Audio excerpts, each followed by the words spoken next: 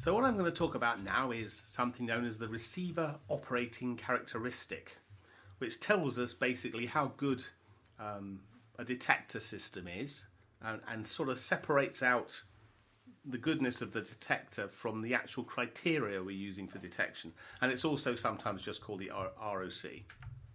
So the idea is we want to separate out the role of criteria in detecting something or making a decision or a classification.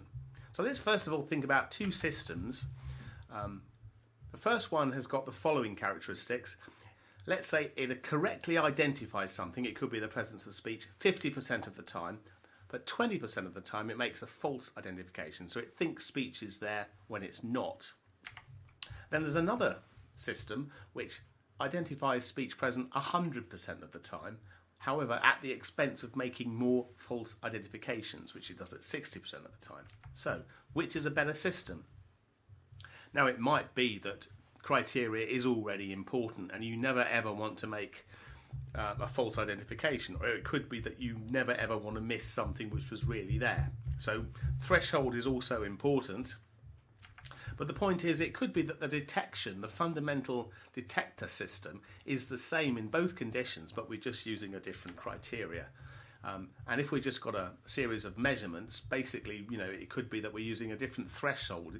Maybe in some cases the measurement is just below the threshold, in some cases it's above the threshold, but we're using different thresholds. So this threshold is going to affect the criteria. So let's think about some data now. This is generated from two Gaussian distributions. So I've generated some low, let's say, event absence data, which we've plotted in red, and some high event present data, which is plotted in blue. And the underlying Gaussians are put on top. And here are some data samples. It's all a one-dimensional measurement, right, along the x-axis. And when it's red, the event is absent, and when it's blue, the event is present. Now let's think about how we can actually classify that. If we have a threshold, and we're going to put a very low threshold on this time, how is that going to classify our data points? Well, it's going to say that everything above the threshold counts as the event is present. So it's going to always classify the blue ones as present. That's fine. But it'll classify a lot of the red ones as being present as well. So it never misses something that really should be classified as present. So it always gets lots of hits. But it makes lots of false alarms as well, right? So it's only correctly saying nothing's present for these two data samples here. So with a low threshold, we don't miss anything that really was there, but we make lots of mistakes and lots of false alarms happen, right? So what about choosing a threshold a bit more in the middle? And that you might, looking at those Gaussians, you might think the best place would be there, where they actually touch.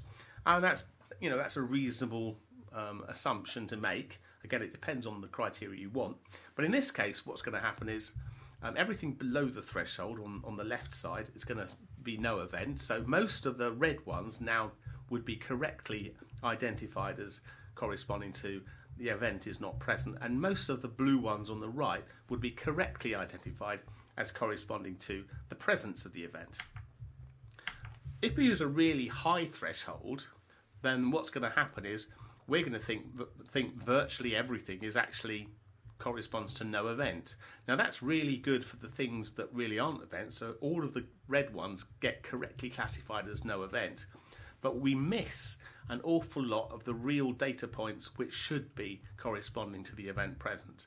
So we don't make any false alarms, but what we do is we miss actually detecting the event.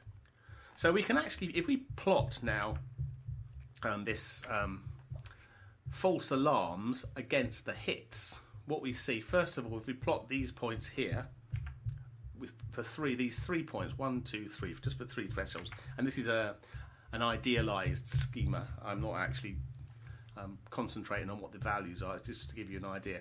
But with a very high threshold, we don't make any false alarms, right? This is the high threshold here. We don't make any false alarms, but we also miss vast numbers. So the hits is really small. There's only the hits is just this one here, this little bit here. So we get a very low value here.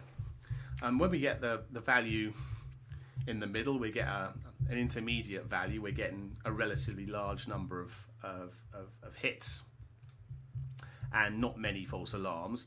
When we have a really low threshold, what we end up with is a large number of hits, right? So everything counts now as being a hit, and we basically also get, however, a large number of false alarms. So all the hits are good because we're getting all of the ones we should have done, but also all of these red ones are also being classified as being present as well. So there's a large number of false alarms. So we've got a high point here. So this curve, right, gives us an indication of really how these two distributions are separated from each other. If we did this with a lot of points, just not 3, we'd get a much smoother curve, and that's much easier to see. And what we're going to see now is, if we had pure chance, then we'd be actually, if we plotted this curve out, we'd be on this diagonal. Whereas if we had perfect performance, we go straight up and then straight along. So actually the receiver operating characteristic can be, if you like, represented by this area under the curve. And the area under the curve, if it was a perfect detector, so it basically just got 100% hits without making any false alarms, the curve would go shooting up there and then move along the x-axis, and the area of the whole thing, if they're scaled 1, 1, is going to be 1. Now if it was pure chance, basically we've got the area of half a square, because we'd be along the diagonal, right, as we increase lower the threshold. What we get is we increase the number of hits, but we also increase the number of false alarms, and that would go along the diagonal. So that would have an area of half, whereas anything in between is going to be between 1 and 0.5, and typically we'll be in this regime of something above the diagonal but not actually getting to this perfect performance. So let's think about what the underlying detector signal distributions look like. If we've got a lot of overlap, it's going to be difficult to distinguish them, right? So there's going to be lots of hits and false alarms. If there's not much overlap, it's going to be relatively easy to distinguish them. There'll be a good threshold that you can find that gives good performance. So as we start changing how far the distributions are away from each other, so when the actual means of the two classes, or present or not present, separate out, what happens is this, if you like, this discriminability goes up, right? So random basically would mean when the two distributions are actually on top of each other. So d equals 0 would mean that they're actually the same distribution for both. And then, of course, we end up with random performance. And as they start spreading out further and further apart, we get the ability to choose a threshold which will really be able to classify all the hits as hits without making any false alarms. But still, of course, as you start reducing the threshold, false alarms will go up. So we'll end up with a curve which follows this straight up and straight along fall. Right? So that would be a poor detector, that would be a good detector, and the diagonal will represent random performance if actually the distributions were actually lying on top of each other and we couldn't actually do anything about it. And perfect performance is when we shoot right up on the y-axis. So we can actually look at the distributions and how they overlap and say something about true positives. So they're the hits.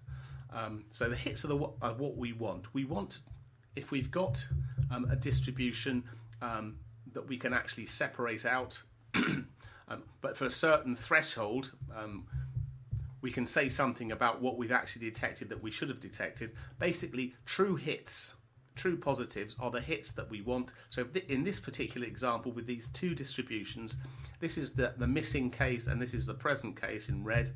What we've got is, for this particular threshold, true hits represent everything to the right on the distribution for the event present case. So that represents the area under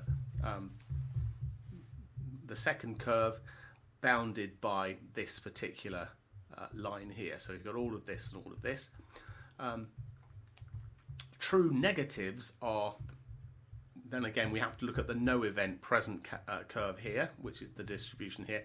Everything to the left of that is correctly assigned to being not an event. So that's the blue bit here. But we also see that what's going to happen if this little bit here, false negatives, corresponds to when we're actually sampling, or when we're getting a sample from which really should be considered to be the event. This little bit down here corresponds to when we don't actually get those. So these are going to be times we actually miss what we should be getting, and false positives are going to be when the no event condition goes over the threshold. So that's going to be all of this, and what's going to happen then is we're going to basically say that this is something that we shouldn't have detected, but we did.